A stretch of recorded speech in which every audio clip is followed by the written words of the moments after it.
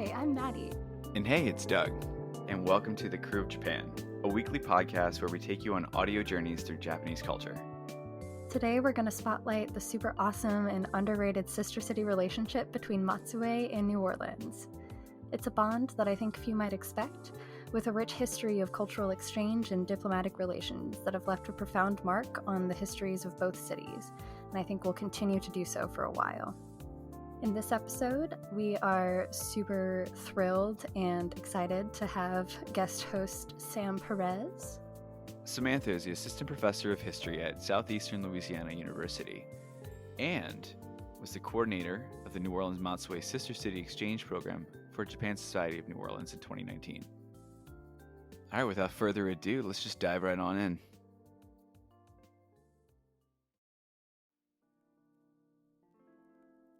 All right, well, today we have Dr. Samantha Perez, assistant professor of history at Southeastern Louisiana University, with us. She was the Matsue Sister City Program coordinator for the Japan Society of New Orleans I keep saying this past year, but 2019 is a long time away at this point. We've been through so much since then.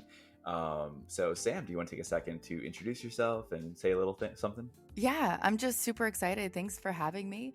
I love talking about Matsue, so this is a special treat. I am a historian by trade, and a lot of my research is focuses on the communication of cultural identity. And I ask questions about how people interact with other cultures and how they form their own idea of who they are. And so some of my research, which is in the early modern period, I'm really a Renaissance historian. I deal a little bit about Renaissance connections with Japan, and that's kind of how I got into this. And I became a member of the Japan Society of New Orleans, and I fell in love with it. Awesome. Thank you. That's great. I know when we did our trip, you were all up on all the historical landmarks and the preservation pieces. So it was really interesting to kind of see you geek out about some of those things. Hey, it's an occupational hazard. Yeah. So what we're gonna do is, before we kind of truck along, let's take a step back and just kind of define what a sister city is for those who don't know. A sister city relationship is really, whether it could be legal or a social agreement, between two distinct locations across the world for the purpose of promoting cultural and commercial ties. And if that sounds like a really good definition, it's because I Googled it. Yeah, I just threw that out there. I'm not going to give myself that much credit. But yeah, so New Orleans and Matsue entered into our sister city relationship back in 1994. And then during Katrina, it kind of fell off a little bit because of, obviously, for economic rebuilding reasons. But around in 2011, it kind of picked up steam again. And just recently in 2015, we celebrated our 25th anniversary.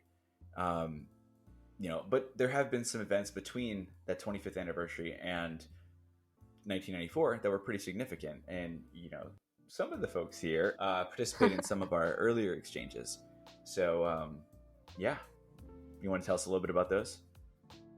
Yeah, so the cool thing about sister city relationships is that New Orleans has so many of them. We have them in Venezuela, we have them in Austria, Mexico, France, obviously. But the thing about each sister city relationship is what makes that one special and unique, and how that specific sister city has connections to New Orleans.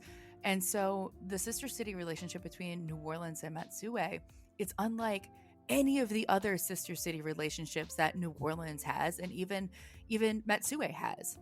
And I was really stunned the first time that I visited Matsue, and I realized how many connections there were. We'll probably talk about the main ones like Lafcadio Hearn and Little Mardi Gras, but there's so many things that go beyond the surface of what ties Matsue to New Orleans and the kind of bonds that we formed. It's really cool stuff. Yeah, I definitely noticed a specific feel to Matsue that reminded me of New Orleans that I wasn't expecting at all.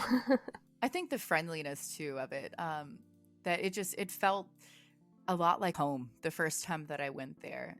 Everybody is just so amazing in Matsue that the people that I met on my first trip are friends with me to this day. And I can't imagine not being friends with them and having them in my life. So it's a really special place. So you went for the first time in 2015, right?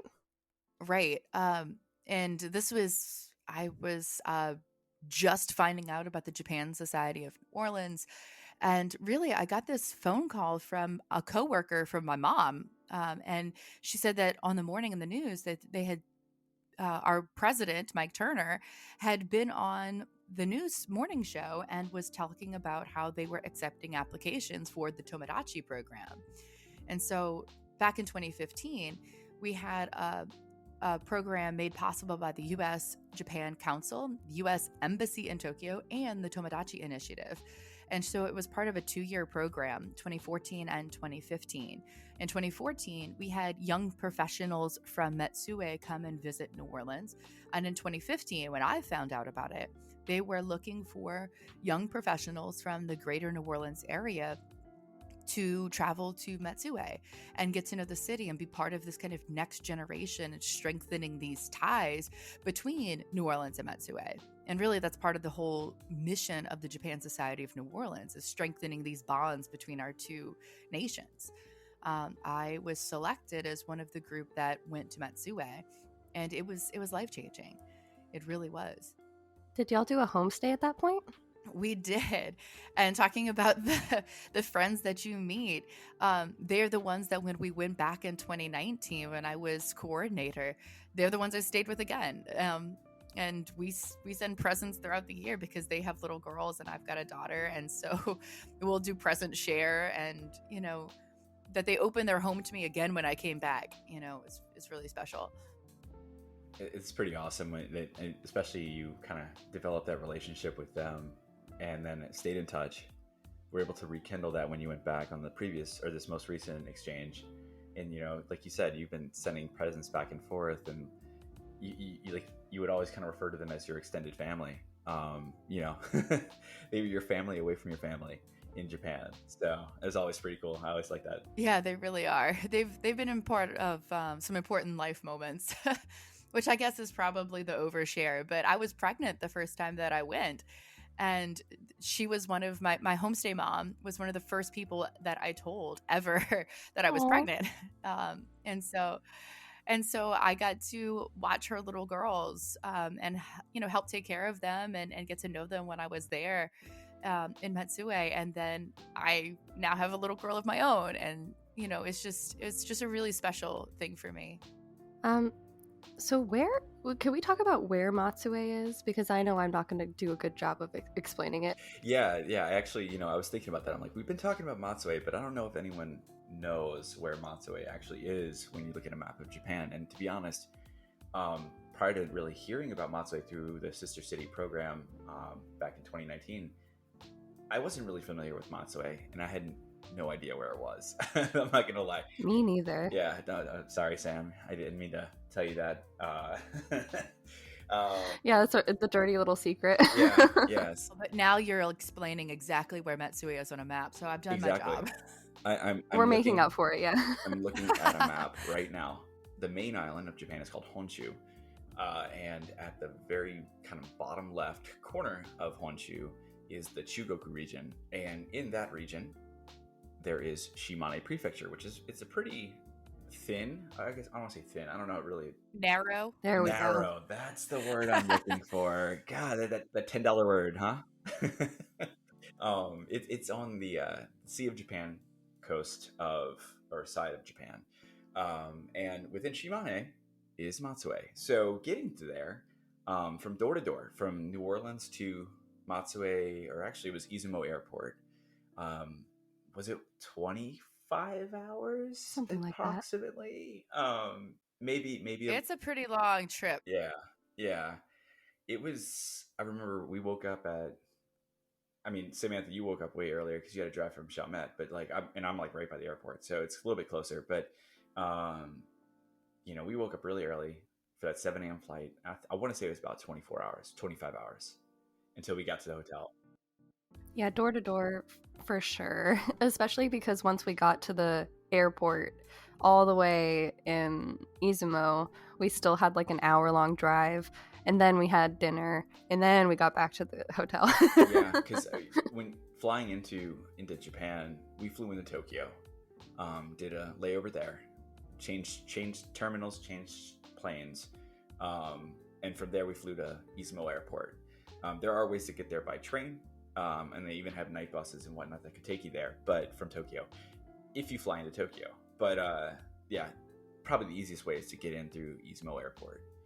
But yeah, that was quite an adventure, and I gotta say I was exhausted by the end of it. Yeah, definitely. It felt like a week wasn't enough to I guess make up for how long it took us to get there. Like 2 of those days were just straight up travel. So next time we'll have to go for longer.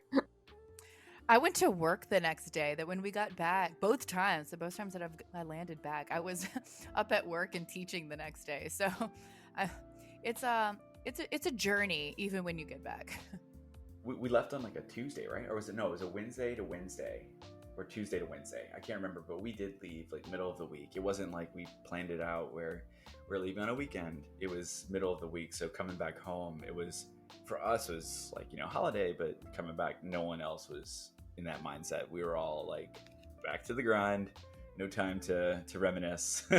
I was the latest I've ever been for work unintentionally that next day because I just didn't wake up with the alarm, and around like 10 a.m. I showed up like in a flurry. Like I just threw clothes on and ran to work, and all of them were like, Maddy, are you okay? Yeah, it was definitely. I'm fortunate enough at the time I was working from home doing some IT work, and I was able to oversleep my commute by a few minutes and then just walk over to my computer. Lucky. So I was safe. I didn't have to. Yeah, I know. I just wanted to say that out loud to you guys. It's okay. One of us had to have a good run of it. Yeah, so that's kind of like where Matsue is, how to get to it. Once you get to Matsue, there's actually, you can train and bus around town. There is actually something we're going to talk about in a little bit. Another way to get around Matsue. We'll touch on that in a second. But before we get too far into like the touristy aspect and telling you where to go, let's give you a little bit more information about Matsue and the ties that, like Samantha talked about earlier, the ties that may connect New Orleans and Matsue. There is a guy named Lafcadio Hearn. Have you guys heard of him ever? I know I hadn't heard of him until the exchange happened, and now I know just an ungodly amount of information about his life. Well, he's so fascinating too, is that Yeah. He is. I mean, this man traveled and he had such an impact on informing worldwide audiences about New Orleans and Japan. So he's a 19th century writer. He's actually, as much as this guy's going to travel, he's born in Greece. He goes over to Ireland where he kind of grows up, and then he comes over to the United States. He ends up in Cincinnati and starts working as a newspaper reporter, a journalist. And so down the line, he comes down to New Orleans. And so it's there that through that connection that he has to New Orleans, and then in 5 seconds when I finish the story that he'll move over to Japan and Matsue, it's that travel really that we use as the kind of basis of our sister city connection. It's Lafcadio Hearn that's the reason that all of this happens. And so for me, from the historian perspective, is that Hearn is so important. Really, the cultural historian perspective is that Hearn is so important for giving us this idea of what New Orleans is. So like when you look at New Orleans on in movies or in books or in like those terrible shows with vampires, that New Orleans, not Interview with a Vampire, that's gold, but like the CW version, right, where it's got kind of that like that mystery and that feel of the French Quarter, that there's something just supernatural and mystique going on about New Orleans. A lot of that romantic view of the city is coming from Lafcadio Hearn. That he's the reason that image of New Orleans gets broadcasted because of his role as a journalist, gets broadcasted through the whole rest of the world as he writes about New Orleans. And he writes all kinds of stuff about the city. Its food and its people and its magic like voodoo. And then after that, he leaves New Orleans and heads over to Japan, not just anywhere, but Matsue. And wasn't it in New Orleans that he found out about Japan, kind of had that awakening? Oh my gosh. So, and this is where it starts getting to my research a little bit, is that he actually finds out about Japan at the World's Fair that takes place. That he, Yes. yeah, so he visits the World's Fair in 1884, I believe, and he is walking around the World's Fair, and they have obviously like stations for different places, and he finds out about Japan. He gets this book about Japan, and he reads it, and he just falls in love with the same kind of something else that he sees in New Orleans, and it's that prompts him, it inspires him to move, to pick up everything. And the thing about it that's so incredible is that really contact with Japan was moderately new at this point. You know, that a lot of Western audiences, especially in the United States, did not have a whole lot of information about Japan. It was only in the 1850s that Commodore Matthew Perry starts to reopen up contact with the West in Japan. And so this is still a pretty new thing when he decides in the 1880s to pack up everything and leave for Japan. What a life. And that means that, when he comes over, his role as a journalist, as he gives this image of what Japan is, and he starts doing the same thing of looking at culture the way that he did in New Orleans, now doing that same thing to Japan, and using his role as a journalist, that he starts giving this picture of what Japan is and what Japan is like for all of these Western audiences. He writes this whole series of articles for like Harper's that are about his life in Japan. And didn't he end up writing like ghost stories and stuff like that as well? Yeah, I was actually going to say that was kind of one of his connections between each of those places he lived, Cincinnati, New Orleans, and then eventually Matsue and Tokyo, because he did move to Tokyo too. He had this fascination with the occult and ghost stories, and that's kind of what brought him to New Orleans. That kind of like supernatural feel like Samantha was just talking about. And then when he went to Japan, he kind of took that same fascination with those ghost stories and did some research. And his wife kind of helped introduce him to those types of stories, and then really kind of broadened his horizons in that regard. And a lot of his writings were about those ghost stories in Japan, whether it was translating existing stories or, writing some others. And one thing we didn't mention, if you say Lafcadio Hearn in Japan, they may not recognize that name, but he actually took a Japanese name, Koizumi Yakumo. And that name actually, if you go into Matsue, you'll see Yakumo this, Koizumi Yakumo that. You'll see little things everywhere of like his image, some kind of paraphernalia or souvenirs all over the place. Even neckties. Yeah. Neckties and candy were the things that stunned me the most about what they put Lafcadio Hearn on. He's a local celebrity. He really is. His wife was actually Kozumi Setsuko, and she is the one that tells him a lot of the ghost stories, which brings in all kinds of really interesting things about authorship and cultural communication for me, that his wife is giving these stories to him that she knows, right? It's really cool stuff. It's kind of like that oral tradition, like passing down, stories from generation to generation, except this wasn't a generational pass down. It was just to a spouse, and he was able to translate those and pen them in English to share those stories with the outside world. Yeah, I think that's a really powerful thing that kind of, it came directly from the mouth of somebody who knew. Yeah, so like his, one of his most popular books or most famous is like Kwaidan. That's also the inspiration for Japan Society of New Orleans book club, is that it's named after Kwaidan. Yeah, for that reason. I never picked up on that. How cute. I love that. The Lafcadio Hearn Museum in Matsue is also unbelievable. Yeah. They've done a lot of recent work and renovations for it and remodeling to make this absolutely impressive exhibit. I guess this is me geeking out again, Doug. The museum is just unbelievable now.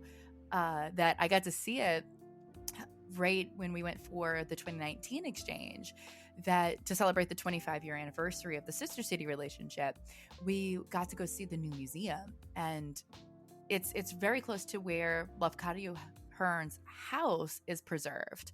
And they have like, Which is also a museum in itself, yeah. right. I mean, that's the Yeah. stuff that got me hooked on history in the first place. Like the cool stuff, like how his desk is really high because his eyesight was so poor, and you get to see his writing desk and you actually get to sit in it. And so you can imagine what it was like for him to be writing these stories and working in this space. And I know that I'm making people probably very jealous and want to go to travel to Matsue, which they absolutely should, but the house is beautiful. You have the gardens all around it, and you just imagine the space that he's in. Yeah, how could you not be inspired, sitting there looking out at the trees? Oh, it's beautiful. And so they redid the museum right next to it, and it's incredible that you have the timeline that follows his life and all of the places that he's gone, and you see the kind of the moments of inspiration that led him to fall in love with Japan and fall in love with Matsue. And of course, fall in love with his wife in Matsue. Yeah, and one thing too, we've been talking a lot about Lafcadio Hearn and his impact on Matsue, but where he lived, it was right in the heart of Matsue. But that whole area is what they call Shiomi Nawate Street, or the Samurai District, and they have so many little museums, restaurants, gardens, all this beautiful, the preserved, or they try to restore it to look like historic Japan, like samurai times, to keep those homes and make them as I guess preserved of what they were in the past. And maybe I'm not speaking to this well enough, and I should let Samantha talk to that, because this is again her area of expertise. But that whole area is just phenomenal, and it's all kind of surrounding the castle.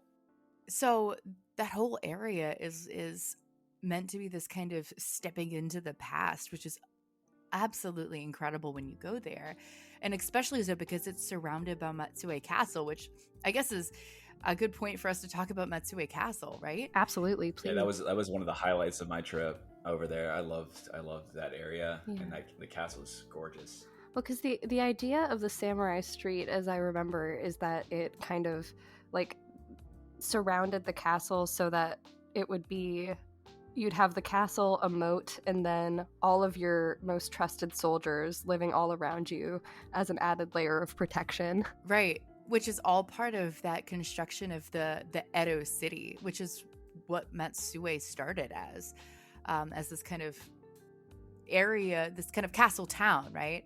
And you can see it, especially with the Samurai Street that's preserved there, but then the layout of the city as a whole. It's really cool stuff.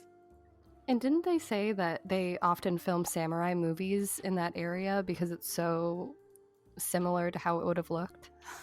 Did they? I think they did. Yeah, they did. They had said that there's certain angles when they were filming down the street. If you look at it, you don't capture the power lines. They try to minimize the visibility of all those kind of modernized technology. So you could do some of these long span shots on film, and it looks completely like you're actually in those times. That's how preserved they are. Mm-hmm. So if you visit Matsue, you might just see a samurai film getting filmed, just, an extra reason to visit. That's awesome. Preservation is actually one of the things that connects us to Matsue as well, New Orleans and Matsue. And one of the things that we got to talk about when we went to Matsue the last time was how these efforts to preserve those districts, those historic districts, are so deliberate that they will try to minimize the kind of markings on roads so that, to keep it safe, obviously, but to kind of just make sure that things look as authentic as possible, and the colors remain pretty consistent to the time period too. And that's something that we have to deal with when we talk about the preservation of things like the French Quarter and our own historic buildings. Yeah, you get into this place where the I believe we spoke with like some architects and like somebody from the city of Matsue who kind of described to us the very specific building codes that have to be followed in order for a new project to even occur in these preserved areas, which I imagine is very similar to the French Quarter. Yeah. It's pretty awesome stuff about the preservation of history and how that is not just for the sake of preserving history and learning from it, which is obviously something I care deeply about, but also for giving an idea of what attracts people to Matsue. And the castle and the castle area is so part of that, because Japan does not have many original castles left. I think there's about 12 original castles that a lot of them were destroyed in the century since the Edo period, that, you know, that with world wars and with kind of Meiji reactions to eras before, that a lot of these castles were actually lost or destroyed intentionally. And that makes Matsue's castle so very special, that it's one of the very few original castles that are still standing. And yet, as I remember it, it never, though it was built to be incredibly defensive, it never quite had to defend against anything. And one other thing too, because a lot of people think like the daimyo or like the lord of the area lived in the castle. It's actually, he didn't. He had a home outside of it, but it was actually just more of a stronghold and like a military preparation place where they can go and Just your casual office. Yeah, you can definitely see that in the architecture when you go inside of the castle.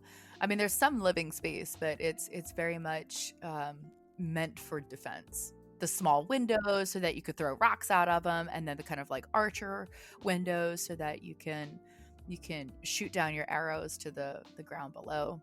And it's very tall, very hard to climb. Yeah, I was gonna say the logistics to get up to the top where you would go into the castle, you literally have to kind of wind and go through these walls or gates and climb up steps and now steps, but back then I'm sure it was a lot more difficult to get around and to access. So it's up. It's pretty difficult now. Yeah, it was a bit of a trek, especially when you have your socks on, because you take your shoes off at the bottom, and I always remember this moment of almost slipping up the steps. I did the same thing. Oh, I totally slipped. I slipped and caught myself, fortunately. But yeah, God forbid you fall down those steps, because those are steep. Well, and inside, they've kind of turned it into a museum of the region, yeah. For sure. And the cool thing about Matsue's castle is that it's built. The castle gets started, I think, about the year 1607-ish, and it takes obviously a couple years to complete. But the real thing about that specific time period is that that's actually at the very beginnings, more or less, of Western contact with Japan in the first place. That the Portuguese show up in about 1543 and open up Japan to Western contact. And so when the castle is built about, starting in 1607, it's this moment of incredible change in the region. And you can see that because in the museum, they have like some early guns that were introduced from the Europeans when they start showing up in Japan. That's right. I am always amazed when people just casually drop years of like countries entering into a country or doing something. I'm like, man, I can barely remember like people's birthdays or phone numbers. So like the fact that you could just drop those, I always get so impressed. Props, Sam. That's why they pay me the big bucks.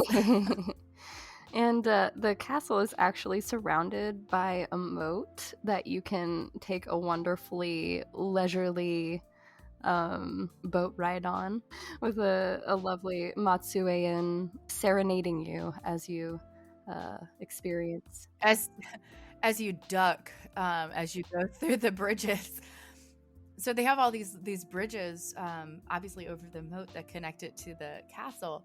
And when you're going down the boat ride, I love where you have to duck. And I mean, I don't mean like a casual dip your head duck. I mean that you are on the floor of the boat as the roof lowers and you pass through the bridge, like under the bridge, Yeah, you really get to, it brings you around. The tour that we did, I want to say it was about 45 minutes, and they go around the castle, and then the tour guide, who fortunately they actually have English guided tours. So if you're interested in an English guided tour, and when you travel there, they have those.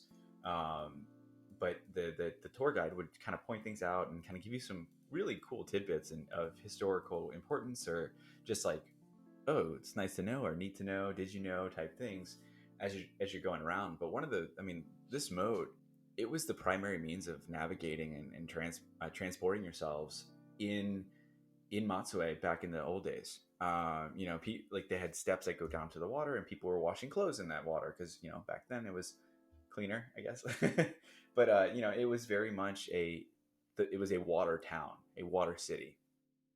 Yeah, I mean I am from a water town, and I don't mean just New Orleans. I mean just further downriver, that my entire life I've been surrounded by canals and lakes, and my dad was an oyster fisherman, and that's just been such a part of who I am, that I think that's one of the reasons that I fell in love with Matsue, and that I just felt so comfortable there from the very beginning, because Matsue is a water town. You're right.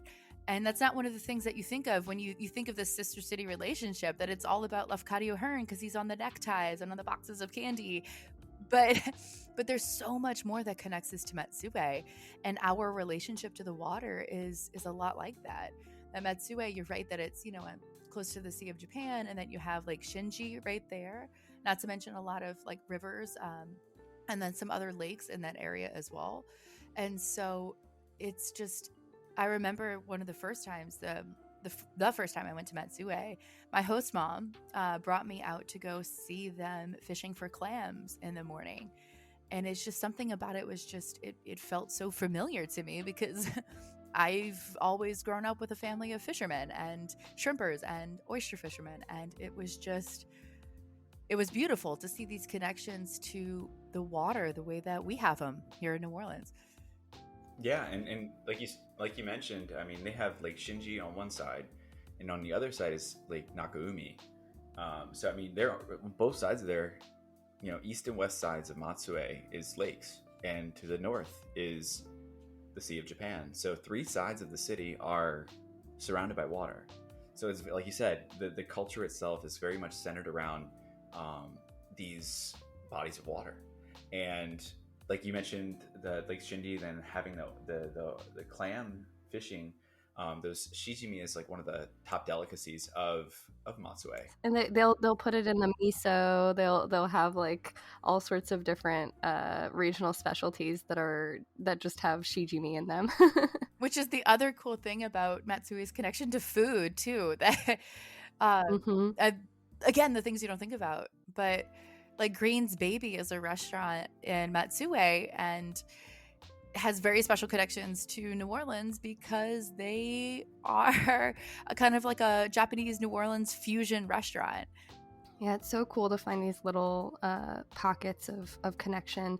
Well, and that kind of reminds me of that little Mardi Gras day, and like the little connections that it also reminds me of are like when Sam, I think you were talking about this story where you were walking home after all the little Mardi Gras stuff was done, or maybe it was another day, and you heard somebody playing trumpet or something like that on the street.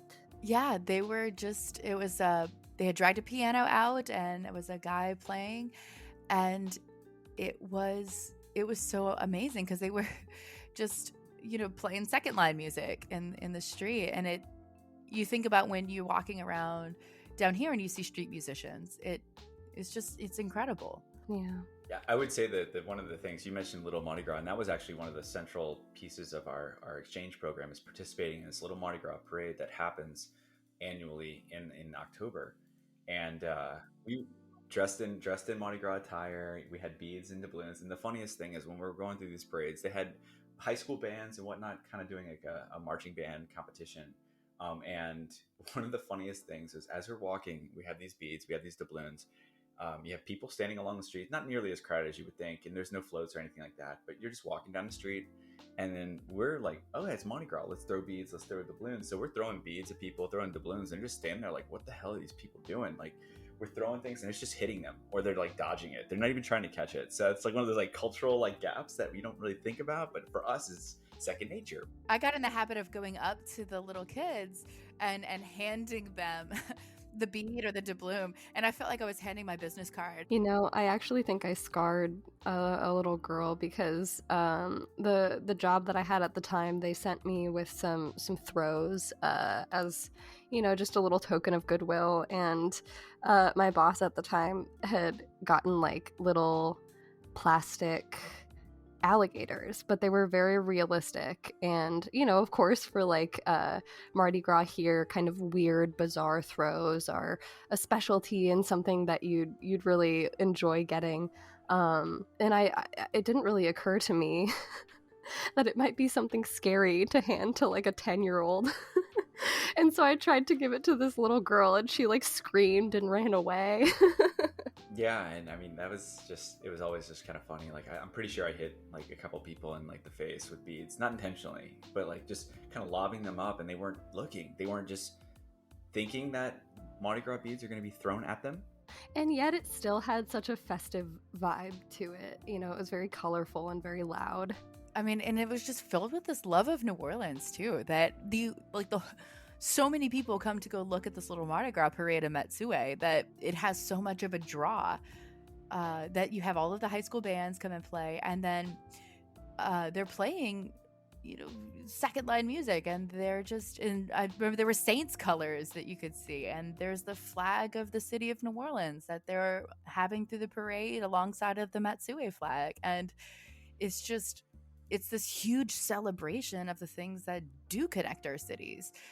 Absolutely. Man, we could literally talk about Matsue for hours. I mean, we've barely touched on other places to go outside of like the castle area, and there's so much more, not just in Matsue, but like in the surrounding areas outside of it. So we'll have to do multiple more episodes. Yeah, I was about to say, Sam, we might have to have you back for like a future episode. Definitely multiple. I'd be glad to. Yeah. So before we wrap up, I had one question for each of us. So bear with me here. It's your last night in Matsue, maybe last morning. It's 4 a.m. You found yourself in the back of a snack bar after having multiple beverages, and you have to pick one 1990s to early 2000s pop song to sing. What would you sing in karaoke? Sam, I'll let you go first. Obviously, if this were a complete and total hypothetical, I would be picking songs from my favorite band, which is Aqua.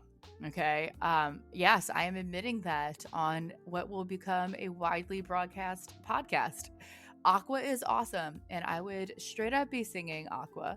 I'm guessing Barbie Girl is like the classic I should probably be going with, but I might have to put some other songs in there too. Can I sing more than one? I feel like I should be able to sing more than one. I mean, of course, but I mean, this is your last one. All right, my last one?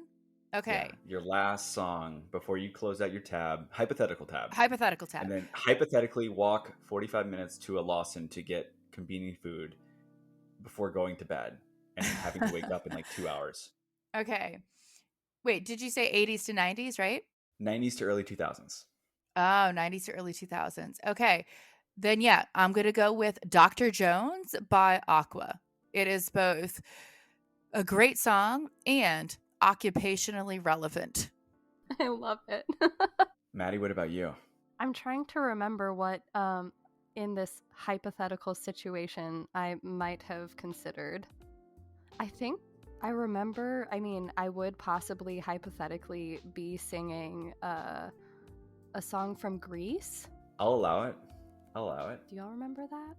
What's that last song they sang? That I got chills.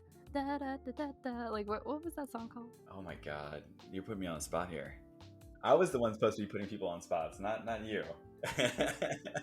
How the tables have turned. No. It's that one song. If y'all know it, you know it. That's my go-to. Isn't it like, oh my gosh, you're the one that I want? Is that right? Is that That's the it. Yes. Is that the name of it though? Yeah, that's it. That was beautiful. That was beautiful, Maddy.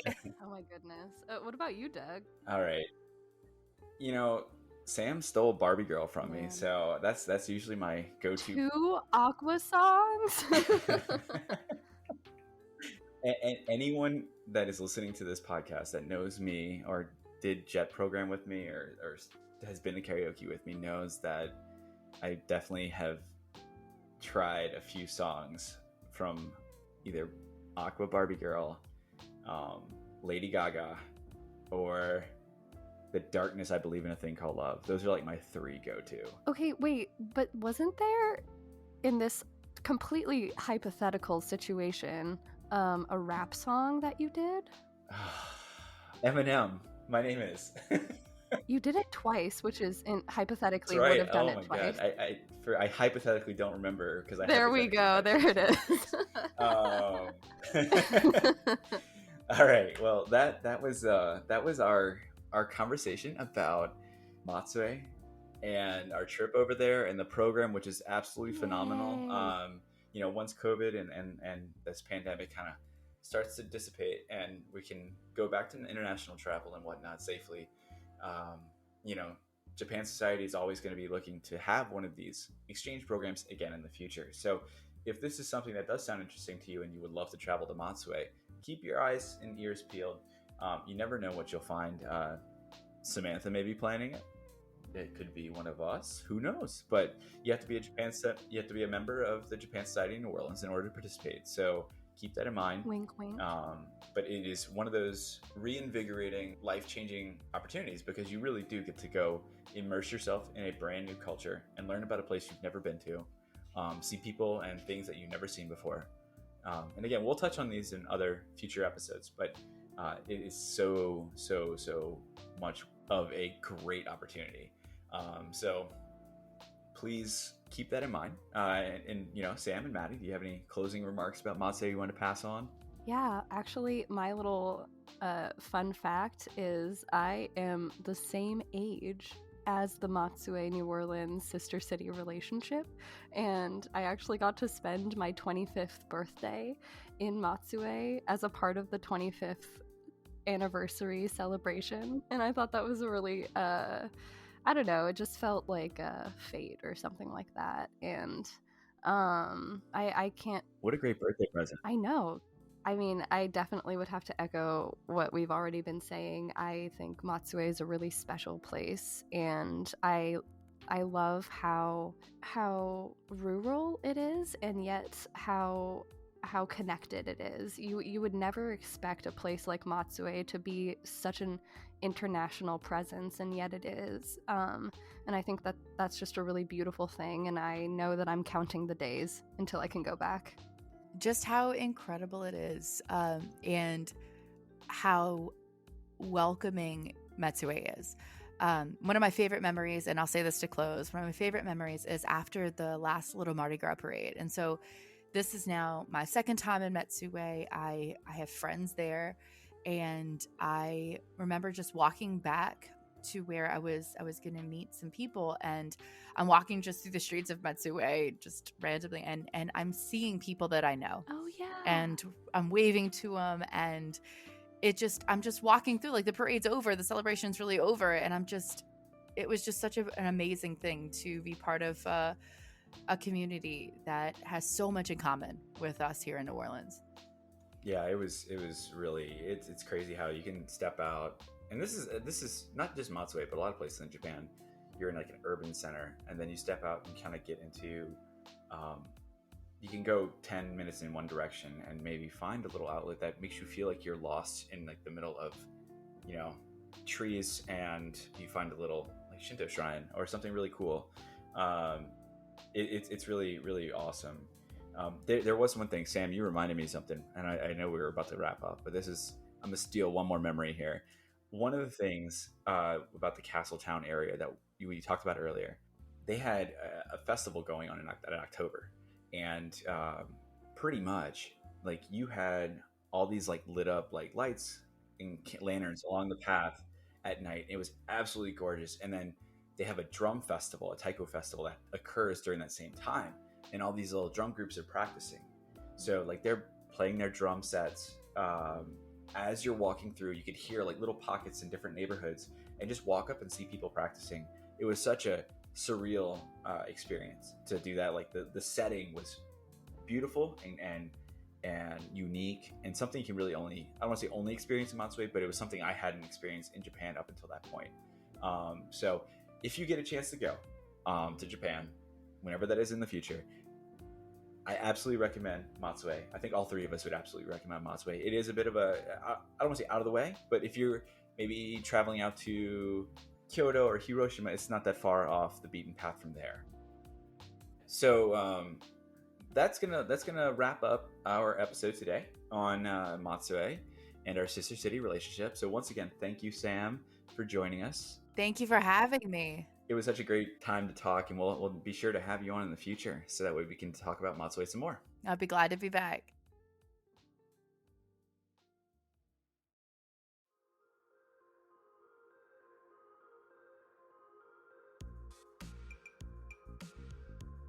And that's it for this week's episode. Thank you so much to Sam for joining us today.